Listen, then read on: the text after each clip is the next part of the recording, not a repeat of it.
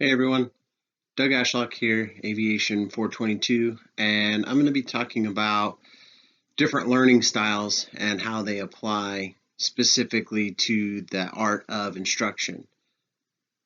So, what do I mean by learning style? Well, according to the 2020 Aviation Instructor's Handbook, it's just different approaches or ways of learning based on the fact that people absorb and process information in different ways. That's kind of something that we all know, but stating it out loud is something that is going to allow you as an instructor to get that point across even more. And we need to understand that people are different. So how does this affect our teaching method, right? What does learning style have to do with me? Well, people have a need for information to be presented to them in a way which is easiest for them to understand because people are different, right? So what does that mean? So when we have all this information, we owe it to our students to present it to them in a way that they can understand it. And as such, we need to develop different ways to teach the same material so that we can facilitate different learning styles, right? Now, one of the things that I've come across as an instructor is I have this awesome way of explaining it, and then it just makes sense, and everybody else I've taught it to, I tell them this way, and it just works. It's awesome. You see the aha moments, and then you get to this one student, you go with the old tried and true method, and then it doesn't work, and they say, what? Can you try something else? Well, what's happened is I've attempted to appeal to a learning style that is inconsistent with the student. So we have to talk about the different types of learning styles. Now, we have a left brain versus right brain. Now, that's pretty in-depth if you kind of think about it, but at the same time, it really isn't, because it helps you kind of put you in the right direction of what type of instruction you'll be doing for your student as an individual. So does your student respond to verbal instructions or demonstrated instructions, or both? So are they left or right? Do they like step-by-step format or general concepts and then specifics, or a combination thereof?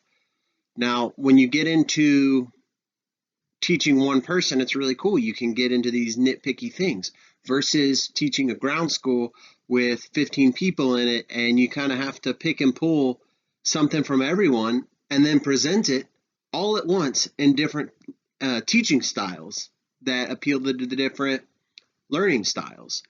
So you really do need to learn your students' needs so that you can ease your job as an instructor.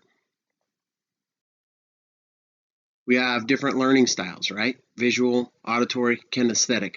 There are other types that are recognized, such as reading or tactile, but I won't be covering those because for me, those actually fall underneath reading for auditory and tactile for kinesthetic. But some studies actually do recognize those as independent learning styles. Now, most people use all three types, but usually they have one that is most prevalent. But one of the things is, you might end up with a learner that uses different learning styles for different things. If I'm learning about physics, I prefer to read about physics versus when I'm learning how to paint. I feel like I need to do it, so that would put me as kinesthetic. So a learner's dominant learning style may vary from task to task. We have visual. They're best at learning by having something to see or look at, right? Most people are visual learners, so you might want to include some way of showing a picture of what you're trying to infer that knowledge about.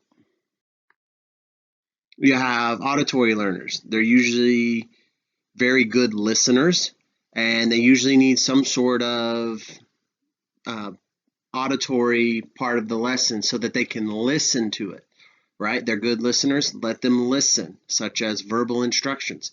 Another thing with auditory learners is they're usually not very good note takers because they prefer to listen to the moment rather than write it down. You have kinesthetic learners.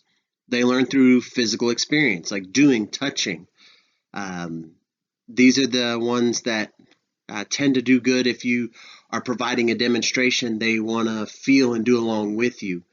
And their attention might wander if you don't have something for them to do or touch, or at least engage with them for that part. So we have the Aviation Instructor's Handbook that says good learners are capable of processing information in a variety of ways. Now, however, I would say that a good instructor should be able to present the same material to many different learning styles. That way you can appeal to more people, right? And that's what I think that we should aim to do as instructors.